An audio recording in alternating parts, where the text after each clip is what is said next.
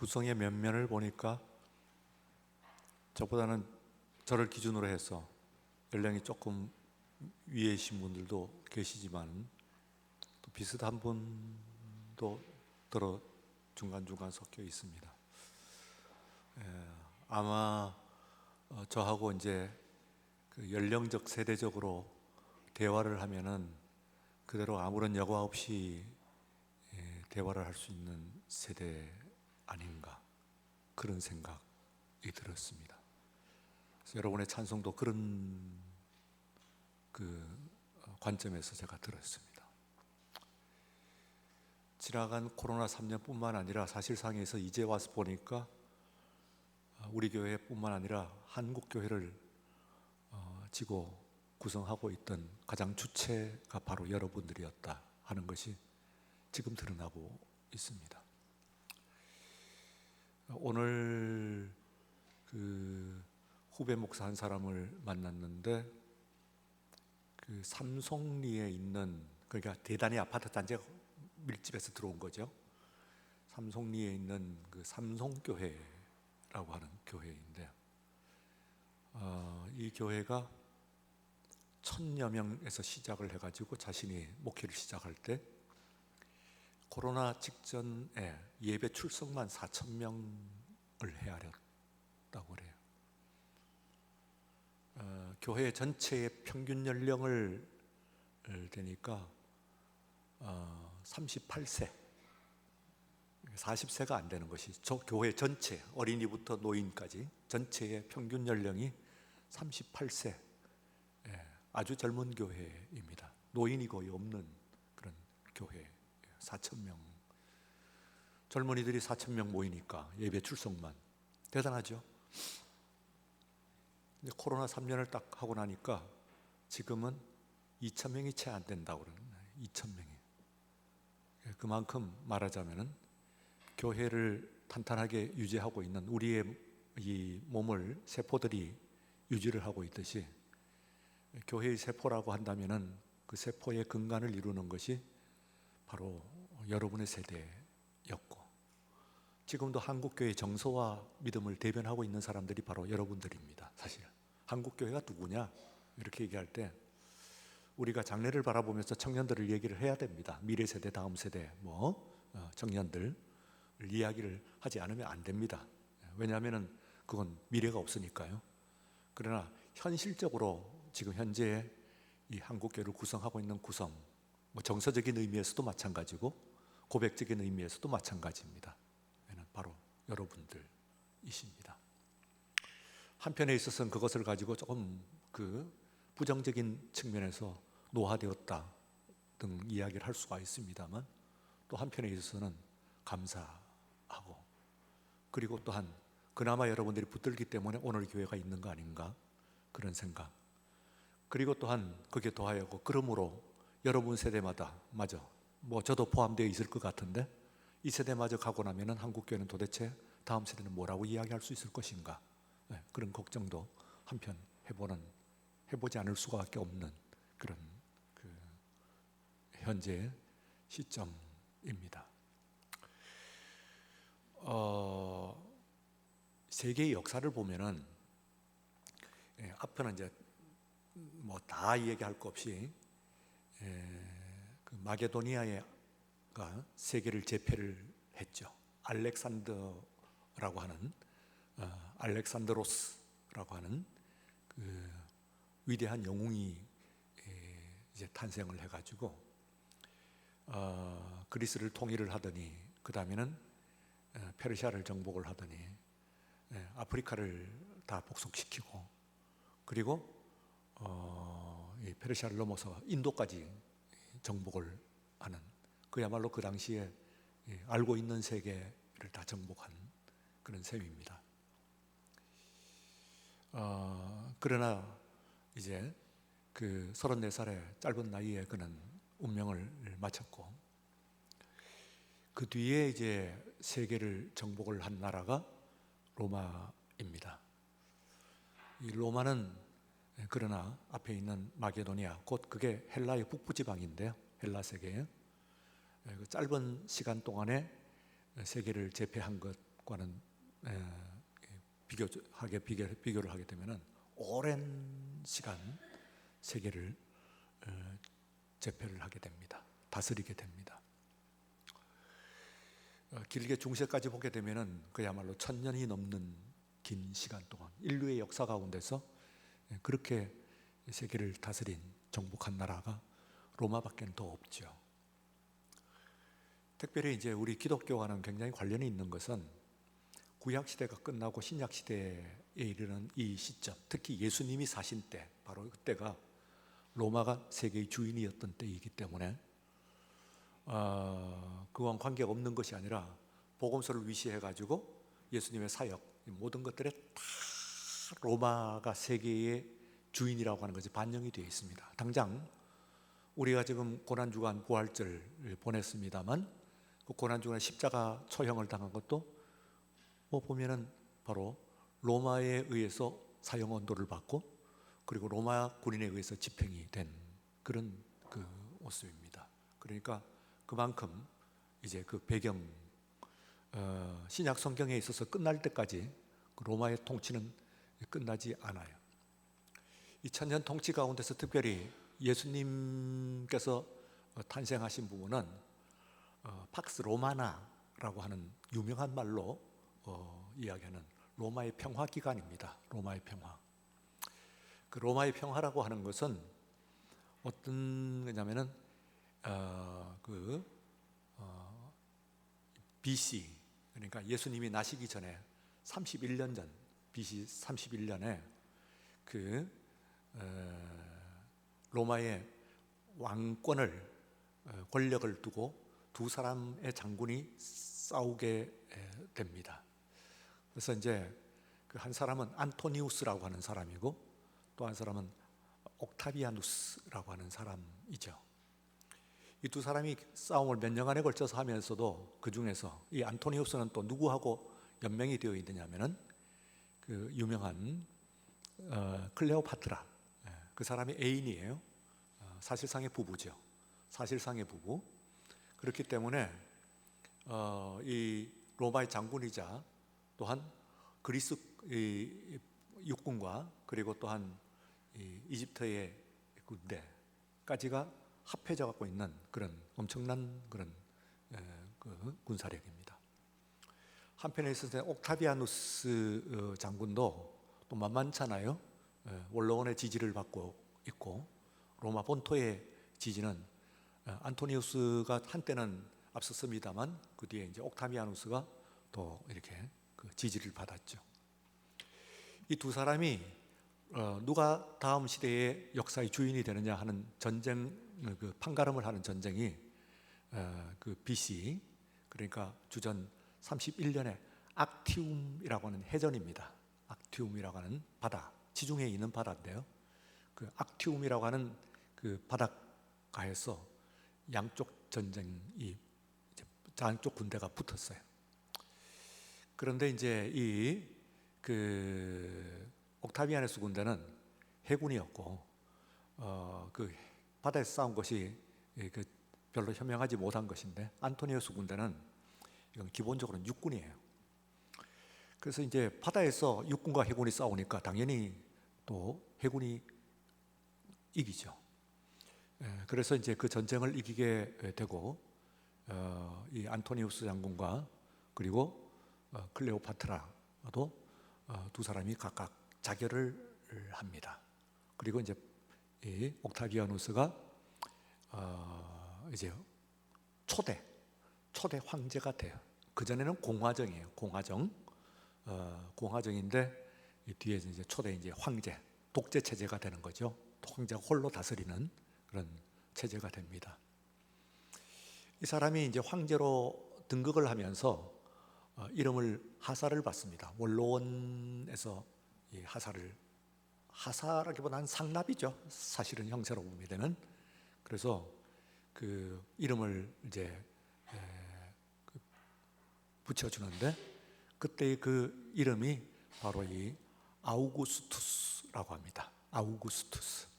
그래서 이 아우구스투스가 말하자면 초대 황제가 됩니다. 원래의 이름은 옥타비아누스라고 하는 장군이죠. 이 사람이 이제 황제로 등극하는 그때, 그러니까 그게 이 BC 28년입니다. 예수님 탄생하기 28년 전, 얼마 안 되죠. 그때로부터 200년간을 소위 팍스 로마나, 로마의 평화 기간이라고 합니다. 그러니까 로마의 전 역사, 천년 역사 가운데서 가장 평화로웠던 때를 의미하고, 유럽의 전 역사, 로마의 역사를 포함해가지고 유럽의 전 역사 가운데서 가장 평화로웠던 200년입니다. 나아가서는 어떤 전쟁사가들이 그걸 다 비교를 해봤어요. 했더니 인류가 이 땅에 있은 이래로 가장 평화로웠던 시대가 언제냐 하면은 바로 예수님께서 사셨던 그때가 인류의 역사로서는 가장 평화로운 시대, 팍스 로마나 시대입니다. 그러니까 BC 28년부터 200년간 이때에 이제 오현제라고 해가지고 황제 가운데서 이제 이런 그 뛰어난 그런 황제들이 막 등장을 하죠. 아우구스투스가 그 오현제 중에 첫 번째이고, 그 다음에 이제 마지막 다섯 번째 현명한 왕이 그 유명한 마르쿠스 아울렐리우스라고 하는 묵상 수상록으로 유명하죠.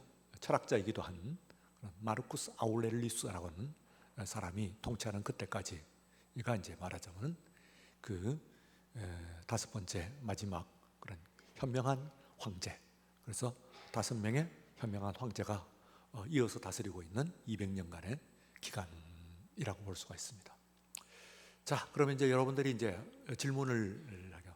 예수님께서 탄생하셨을 때, 그리고 내내 사시는 때, 그리고 또한 기독교가 핍박을 받고 초대교회, 그리고 밤모섬에 뭐 이렇게 하고 이런 때가 인류의 역사 전체적으로 보게 되면은 가장 평화로웠던 로마의 전 역사뿐만 아니라 인류 전체에 그때만큼 평화롭고 그때만큼 전쟁이 없었던 데가 없었다, 그 말이죠. 가장 평화로웠던 때다. 이래서 그것을 가지고 로마의 평화라고 이야기를 합니다. 이 로마의 평화는 그 삼각발, 뭘 쓰려고 그러면 발이 3개가 있으면 제대로 쓰잖아요. 그죠? 2개면 넘어지죠. 하나는 물론 넘어지고, 삼각이면은 안 넘어지는 거예요.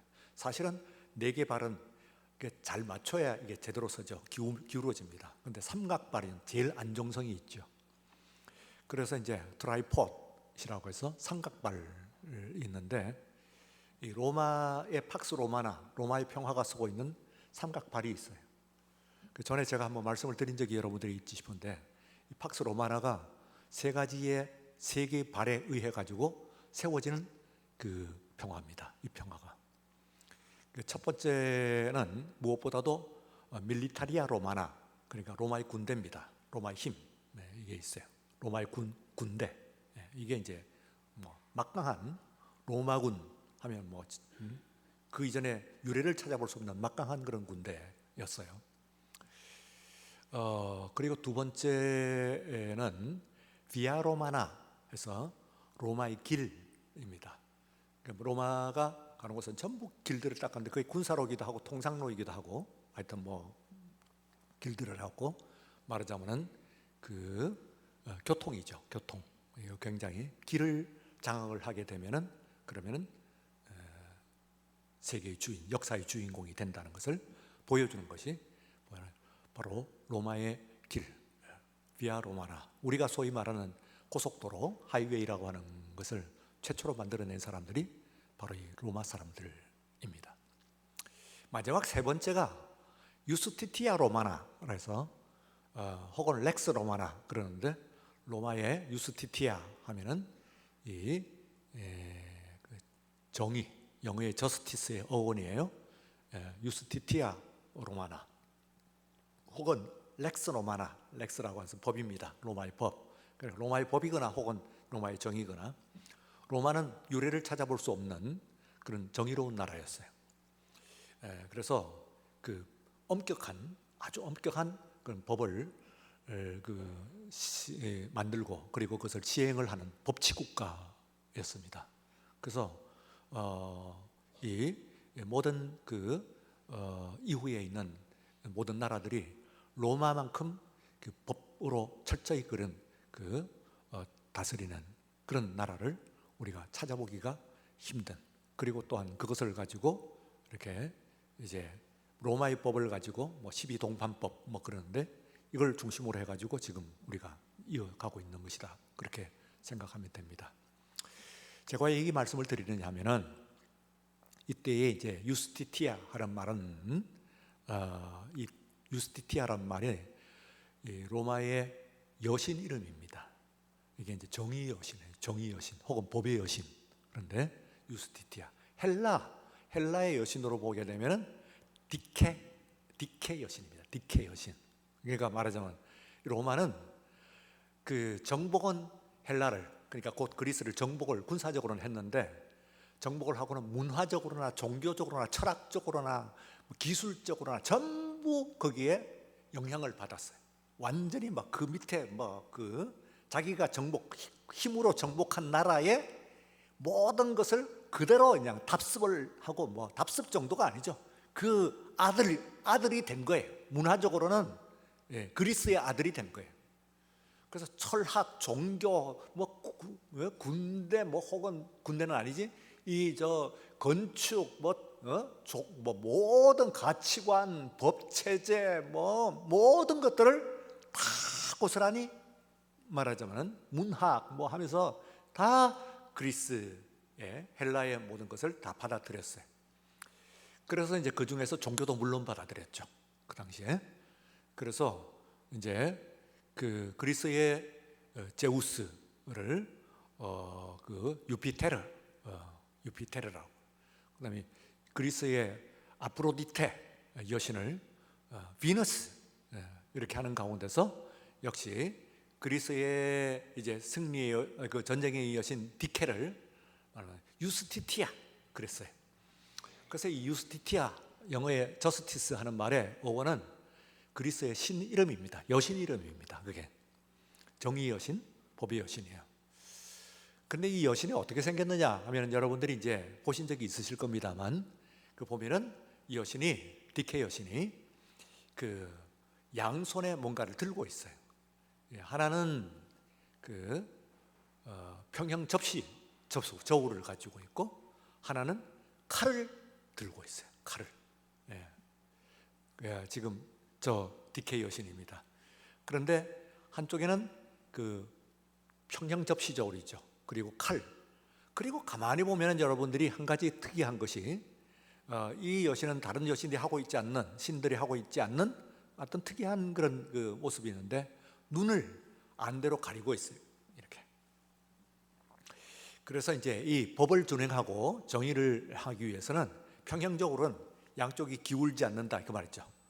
그 정의를 상징하는 겁니다. 그런데 이걸 정의를 이루지 않는 정의를 이루기 위해서는 반드시 해야 되는 것이 칼이에요. 법을 집행할 수 있는 권력이 있어야만 되지. 그렇지 않으면 그냥 탁상공론이야. 탁상공론. 좋은 나라 만들자, 정의로운 나라 만들자, 평화로운 나라 만들자, 하는 게 아무 소용이 없어. 그래서 정의라고 하는 것은 저렇게 접시저울에 평형의 그런 공평, 형평, 정의 이런 것들이 만들어지려고 하면은 그걸 유지하는, 그 정의를 이룰 수 있는 권력이 칼이 있어야 돼요. 그런데 이제 이 두 가지를 양손에 들고 그리고 그걸 행할 때에 이게 아무래도 사람이, 심지어 신이라고 하더라도 이걸 가지고 한쪽이 기운단 말이야.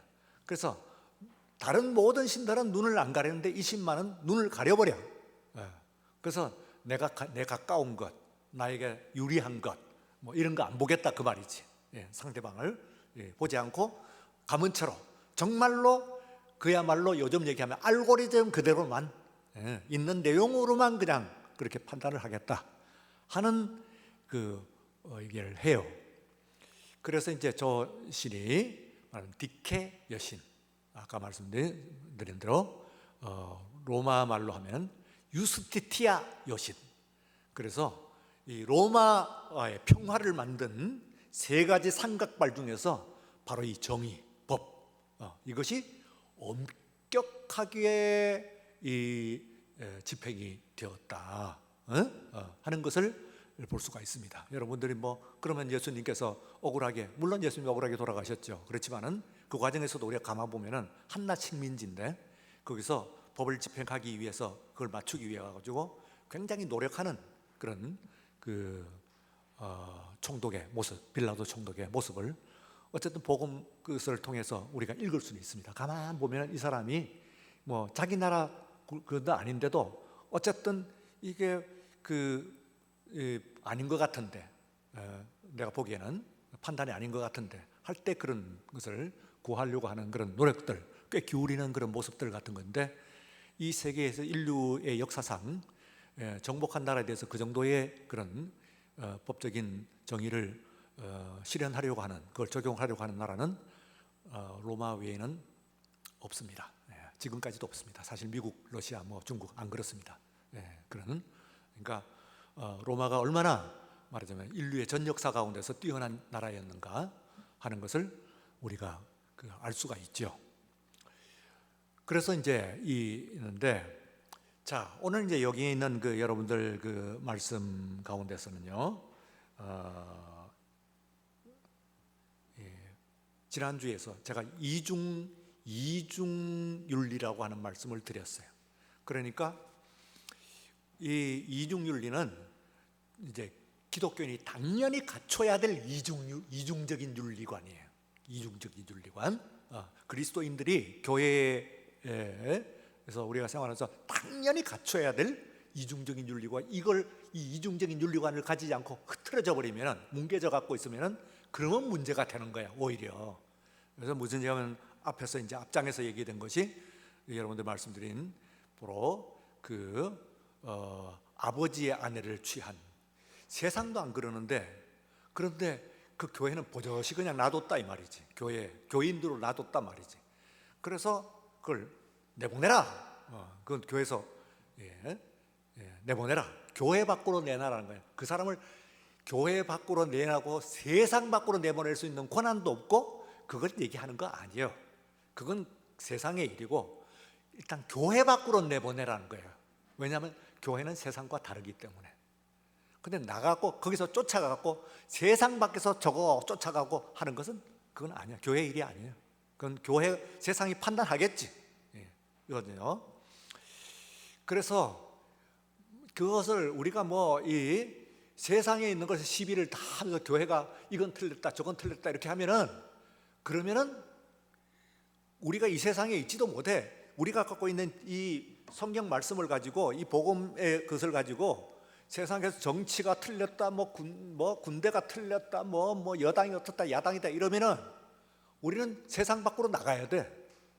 세상이 나름대로의 그게 하고 있는데, 제일 인류의 전 역사 가운데 최고의 때가 바로 로마 때라단 말이에요. 그게 제일 평화로웠던, 인류의 전 수만 년 역사 가운데서 제일 평화로웠던 200년이거든요 그게. 그런데 그게 또 사도행전이 쓰였던 때도, 고린도전서가 쓰였던 때도 바로 그때예요. 로마의 평화가 시기예요. 제일 평화로운, 제일 정의로운, 제일 법이 잘 준수가 되던 바로 그때란 말이에요. 지금 어림도 없어요. 그런 때인데 그걸 가지고, 이 복음을 가지고 야 틀렸다 맞다, 군대는 왜 그러냐, 황제는 왜 그러냐 이러고 나면은, 그러면 너희들은 세상 밖으로 나가라. 그거는 지구를 떠나고 저 우주 밖으로 달 날아가든지 화성 가든지 해야지 이 지구에 못 산다 그거는. 그래, 너희들이 일도 아니다 그거. 교회 일 아니야. 그리스도인의 일이 아니요 이거야. 교회가 상관할 일이 아니야. 왜 정치 경제 해갖고 따라가고 여당 야당 따라가냐 말이지. 아니야. 너희들 일 아니야. 왜 그걸 하면은 정치인 되든지 경제인 되든지 아니면 그걸 갖고 이걸 갖고 하면 떠나게 되지. 여기는 이 실현이, 이 성경 말씀이 이 안에서 밖으로 나가면 실현이 안 돼. 적용이 안 돼요 이게요. 그래서 그러면 세상 밖으로 떠나라. 그건 되지도 않는 소리다 하는 이야기를 앞장에서 분명히 얘기를 하고 있어요. 문자적으로. 그 얘기에 이제 말하자면 오늘 여기서 이제 있는 것은 아주 현실적인 이야기를 한 가지 이제 하고 있습니다. 그것은 바로 좀 전에 말씀드렸듯이 다시 한번 강조를 하면은, 로마의 천년 역사뿐만 아니라 인류의 만년 역사 가운데서 문명이 시작된 이후로 이 200년만큼 정의롭고 이 200년만큼 법이 정확하게 진행이 되고 했던 공평했던 나라 때가 시대가 없다고요. 전 인류의 역사 가운데 없어. 그래서 그걸 가지고 역사학자들이 그건 막 굉장한 시대다. 그래서 로마의 평화다. 그렇게 이야기를 따로 하는 그 정도로 이건 굉장한 시대예요. 보통 시대가 아니에요. 예수님 살고 신약 성경 마태복음부터 요한계시록 끝날 때까지가 그게 200년 속에 쏙 들어가는 거예요. 알겠어요? 그러면 제일 정의로웠어. 인간이 구현할 수 있는 것으로선 제일 법이 공평했고 가장 정의로웠던 때라고 생각하시면 돼요. 그게 그거냐 하면 그건 할 말 없어. 그러나 그렇게 평가를 역사학자들은 해요. 문화학자들은, 인류학자들은 그렇게 해요. 그게 그랬다고. 그러면은 이제 돌아서 질문을 해야 됩니다. 자, 그러면 오늘 말씀은 뭐냐면은 또 제가 이제 할 때에 여러분 지난주에 들었던 있죠? 예를 들어서 이번에 2절에 성도가 세상을 판단할 것을 세상도 너희에게 판단을 받겠거든. 판단하는 말을 계속 나오죠. 2절에 3번 나오고 3절에도 또 판단 이렇게 계속 나옵니다. 근데 이 판단이란 말이 이게 이제 오해를 하기 쉬운 것이 우리가 판단이란 단어를 한국 사람들이 쓸 때 어떻게 씁니까? 그냥 머리의 판단, 인지적 사안이거든. 이게 틀렸고 맞고 이거는 쉽게 얘기하면 이게 빨간색이냐 노란색이냐 하는 얘기예요. 그러면 그게 판단이에요. 그러면은 판단하지 말라는 얘기는 이게 노란색이라는 것을 판단을 또 하지 말라는 얘기냐? 하게 돼요. 근데 이 말은 재판 용어예요. 그래서 재판하지 말라는, 법관으로서 재판을 하지 말라는 이야기입니다. 그래서 하나님이 우리를 심판한다 하는 말도 똑같은 헬라어를 쓰고 있다 하는 말씀을 드렸어요. 그러니까 오해를 불러일으킬 수 있는 것을 이걸 번역을 판단해 놓으니까 오해를 우리는 한글 성경을 읽으면 오해를 불러일으키기가 십상이야. 아주. 왜? 판단하지 말라 하려면 아이고 그냥 무조건 믿고 무조건 빨간색이고 파란색이고 이게 불이냐 물이냐 이걸 따지도 말고 그렇게 살아. 아니에요. 그 판단은 해야 돼, 여러분들이. 그래서 판단하지 말라는 것이 아니라 그리스도인들은 판단을 해야 돼. 우리 말대로라면 판단을 해야 돼. 그런데 여기서는 법관으로서 네가 법관이 되어서 재판하지 말라는 뜻이에요. 하나님이 우리를 심판하실 때처럼 심판하지 말라고 하는 바로 정확한 그 단어예요. 다른 단어도 아니요. 그냥 바로 그 단어예요. 재판하지 말라는 말이에요. 그걸 하지 말라 하고 이야기를 하는데 이게 이제 말하자면은 앞에 있는 앞장에서 봤던 것과 똑같이 여러분들이 다툼이 있을 때 2절에 다시 한번 보시면 성도가 세상을 판단할 것을 너희가 알지 못하느냐? 판단하는 것이 아니고 할 것입니다. 할 것.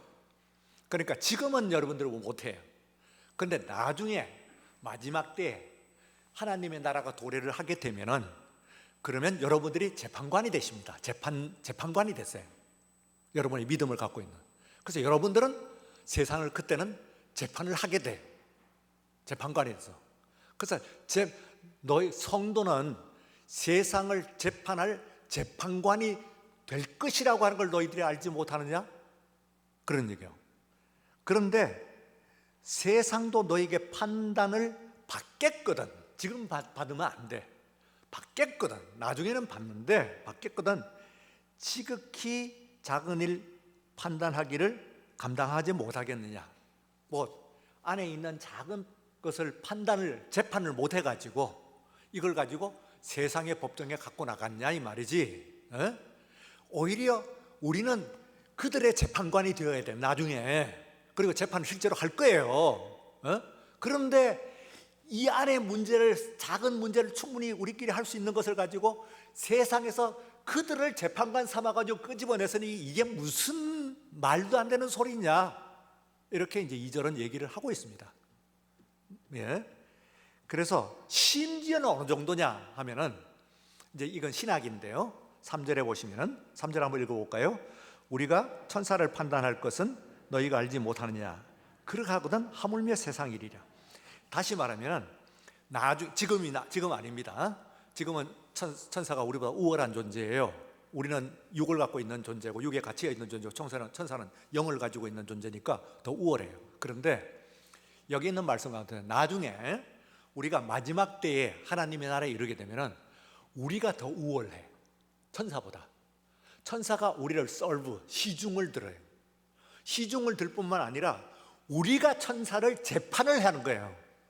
틀렸다, 그런 거 맞냐, 이건 맞다 하고 여러분들이 재판장이 되셔가지고 가브리엘, 미가엘 등 재판 모든 천사들을 판단을 하는 거예요. 재판을 하는 거예요. 그냥 판단하는 것이 아니라 재판을 하는 거예요.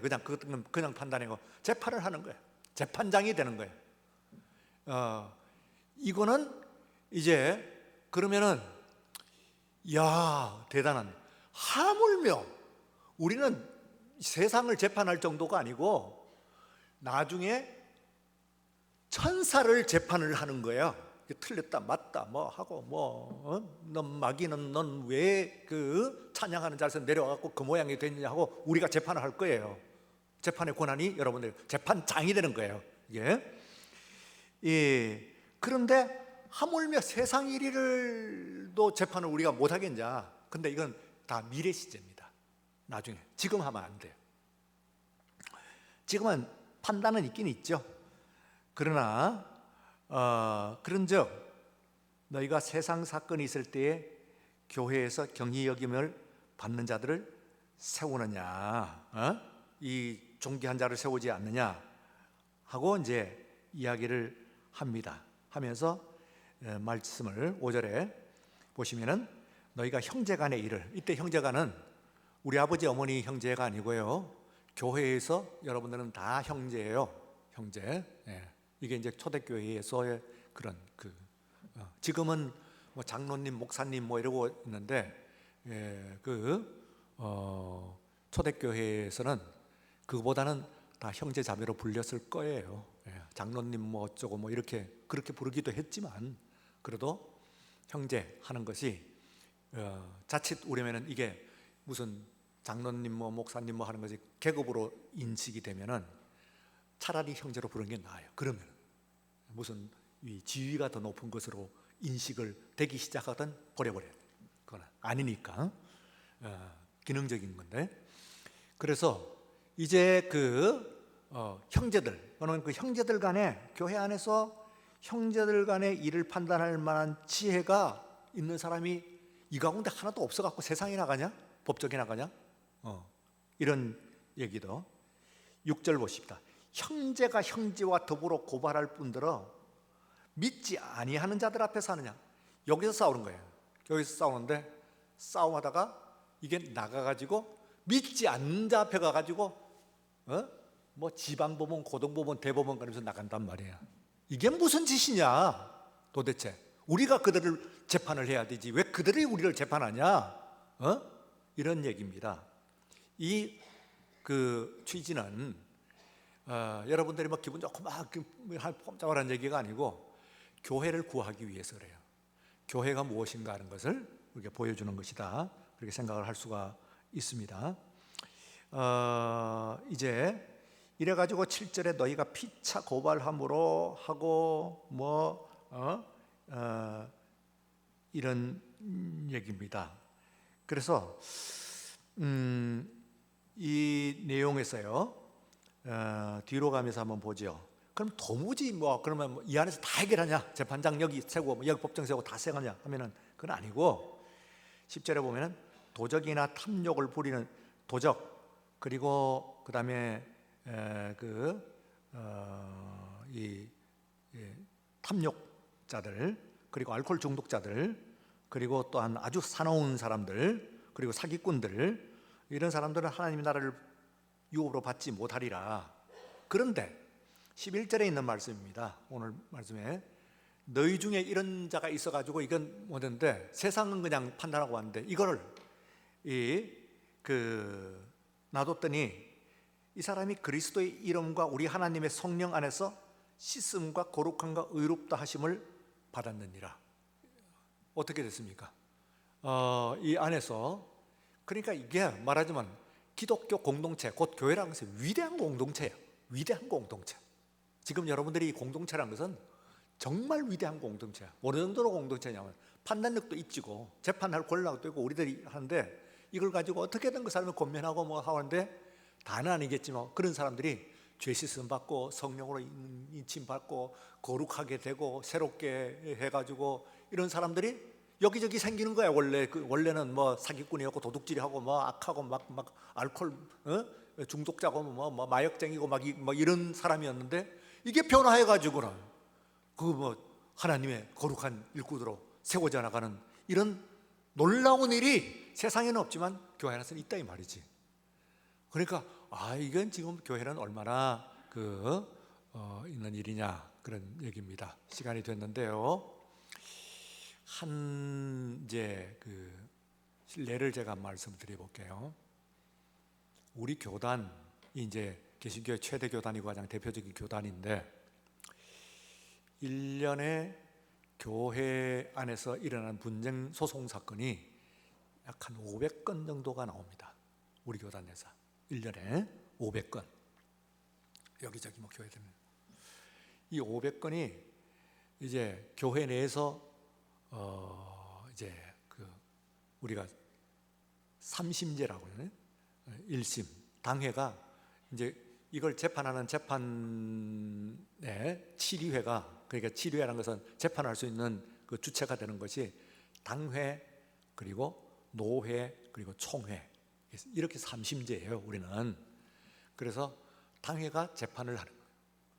그리고 또한 두 번째는 노회에서 재판을 하고, 그리고 이 총회에서 재판을 하는데, 노회에 가는 재판이 한 500개가 정도 된다, 그런 얘기가 됩니다. 그 중에서 한 10% 정도는 1년에 총회 재판으로 올라가게 되고, 그 총회 재판으로 올라간 대부분은 그거로 끝나는 것이 아니고 거기에서 만족을 못하고 거기에서 승복을 못해가지고 사회재판으로 그대로 이어지고 있는 실정입니다. 그러면 이제 시간이나 이런 것들을 생각을 하게 되면은 차라리 그 앞에 있는 1년, 2년 혹은 그보다 더 긴 시간의 그런 교회 재판 기간을 차라리 생략을 해버리면은 좋았을 걸, 그런 생각도 드는 정도로 이게 많이 있습니다. 물론 뭐 교회가 많다 보니까 이제 뭐 어느 교회든지 뭐 소송이 있다, 그런 얘기는 아니고, 워낙 교회가 우리 교단에 소속된 교회가 만교회 그러는데 한 9천여 교회입니다. 교회 숫자가, 우리 교단이 9천여 교회가 되다 보니까, 그러니까 뭐 여기저기서 이제 이런저런 소송 사건들이 교회가 많다 보니까 올라오죠. 또 어떤 교회는 한 교회에서 여러 사건들이 심지어는 10건씩 막 올라오기도 하고, 막 분쟁에 쌓이면 그렇게 되는 거라고 볼 수가 있어요.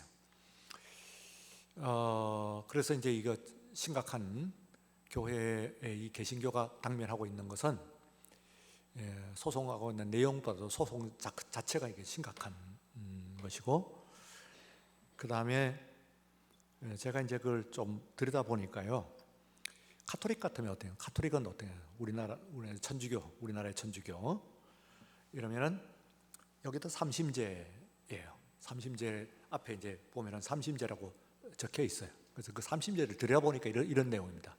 첫 번째는 이제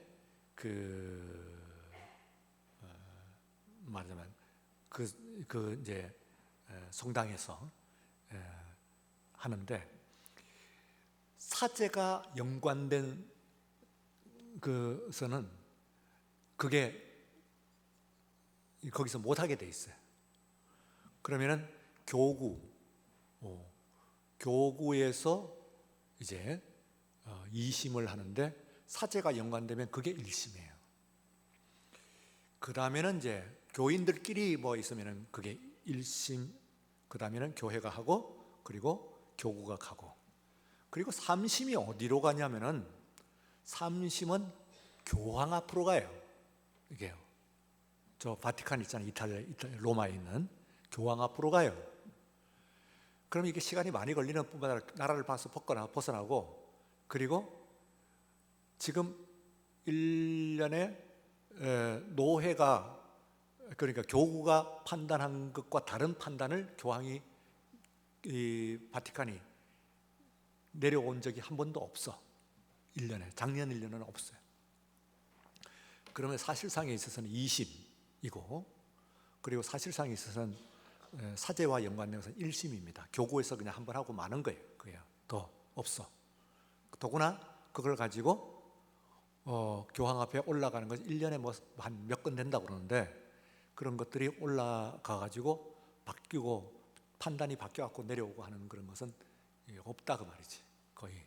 그러니까 내용상으로는 1심이고, 더구나 중요한 것은 그래 놓고 그거 교황 그거는 못 믿겠다 하고 이제 불러서 이 사회 재판으로 나가는 경우는 0건입니다. 0건. 그러니까 우리는 1년에 50건이라고 했습니다. 앞에 있는 것까지 합해가지고 거의 100건 이상들이 올라가거든요. 이게 사회 재판으로. 그런데 우리보다도 이 카톨릭에 있어서는 한 건도 안 올라가는 거예요. 그래서 이 시스템이, 우리가 지금 했는 이 재판의 시스템이 고장난 거예요. 그건요. 그렇게 되면 올라가는 방식도 우리가 바꿔야 되고 이게 해야 되는데, 그건 뭐 여러분들의 일은 아닙니다. 이제 목회자들이 이제 관련돼 가지고 어떻게든 이걸 바꿔야 된다고 생각을 합니다만, 그러나 여러분들이 문제는 알아야 돼요. 다시 말하면은 이게 이제 그 교회의 문제를, 여기서 제일 중요한 것은 교회의 문제를 밖으로 드러낸다고 해가지고 그게 해결되는 것인데, 어떻게든 이 안에서 그 잘 해결될 수 있게 정의로움, 이 안에서의 교회 안에서의 그런 그 교회의 정의, 이것을 이루어야 되는데, 이게 이제 말하자면 아까 얘기했듯이 셋다 없는 것이지. 유스티티아가 어떻게 해서 하나는 저울, 공평에 이것도 좀 기울어지고, 교회가 그런 그 힘도 없으니까 안 되니까 그냥 넘어가는 거예요. 거기다가 또 그 시스템도 없을 뿐만 아니라 실제로 거기에 관련된 사람들이 무조건 내 편이면은, 하여튼 내 편이면은 그 다음엔 다 달라진 거예요. 우리 교회, 우리 사회도 좀 그런 거 있죠. 근데 내 편이다, 이게 편이 어느냐 하면은 그건 뭐, 그래서 우리가 챗 GPT 뭐 얘기 나옵니다만, 차라리 그럴 바에야 그 챗 GPT에게 물어봐갖고 판단을 하고 무조건 그게 승복하자, 이게 더 빠른 거 아니냐. 괜히 사람 세워가지고 혼란스럽고 한다, 그런 얘기인데, 지금 제가 목회하는 지난 23년 동안에 뭐 그 앞에 말할 것도 없고, 뭐 단 한 건도 우리 교회는 그런 일은 없었기 때문에 뭐 조금 뜬금없는 얘기일 수가 있습니다만, 그러나 우리의 믿음을 세우는 데 있어서 이게 너무나 중요한 그런 사안이다 하는 것을 여러분들이 아시면서, 이것이 왜 그렇게 중요하냐 하면은, 아니 23년 동안에 한 번도 없었던 걸 굳이 꺼내가지고 이 이야기를 왜 합니까 하는데, 이것을 교회가 무엇인가, 교회란 무엇인가, 거룩한 교회라고 하는 것은 교회가 거룩한 교회를 믿사오며 거룩한 공교회를 믿사오며 하는 우리인데, 거룩한 공교회에 대한 그 믿음, 이것을 우리가 분명하게 새롭게 세워야 된다. 이 사도 바울은 고린도 교회를 향한 그 교훈을 통해서, 오늘 이 고린도전서의 말씀을 통해 가지고, 오늘 6장의 말씀을 통해 가지고 그걸 분명히 세워주시라고 하는, 여러분들이 정말 이 교회에 위하여 눈물과 기도로 하는데, 정말로 눈물이 납니까? 정말 이 교회를 위해서, 이 하나님의 교회, 이 교회를 위해서 내가 목숨 바쳐, 내 온 존재를 바쳐서 이 교회를 지키리라 하는 굳건한 마음, 이것을 가지고 우리가 교회를 지키지 않으면은 우리가 의식이 약할 때, 믿음의 의식이 약할 때는 의외로 너무나 쉽게 교회가 무너질 수 있다 하는 것을 여러분들이 생각을 하시면서 서로를 위해서 교회를 지키고, 그리고 튼튼한 교회, 원만한 교회, 화평한 교회, 그리고 또한 정의로운 교회, 이 안에서 우리가 서로 만드는 정의, 이 안에서 존중하고 서로 만드는 그런 정의로운 교회가 될 수 있도록 힘써 주시기를 부탁드리고 주의 이름으로 축원합니다. 예, 우리 기도하겠습니다. 거룩하신 하나님 아버지, 감사합니다. 밤 시간에 우리 열심히 있는 주의 자녀들을 불러 모으시고 주의 말씀에 귀 기울여 듣게 하시고 2000년의 시간 간격이 있습니다만, 그러나 이 재판에 오늘 이 시간 우리들의 믿음에 무엇을 이야기하는가, 무엇을 교훈하는가 하는 것을 깊이 귀 기울여 듣게 하신 주님께 감사를 드렸고, 주의 진실하신 성령과 그리고 또한 주의 놀라우신 그 지혜가 우리 위에 정말로 단비와 같이 쏟아지는 이 한국교회가 주의 주시는 진리와 그리고 또한 그 공평함과 그리고 정의로움에 깊이 들어가는 교회가 될 수 있도록 축복하고 인도하여 주시옵소서. 지금은 우리 주 예수 그리스도의 은혜와 하나님 아버지의 사랑하심과 성령의 감동하시고 충만 교제 역사하심, 이와 같이 기도하는 모든 심령 위에 기도의 제목들 위에 넘치기를 간절히 축원하옵나이다. 아멘.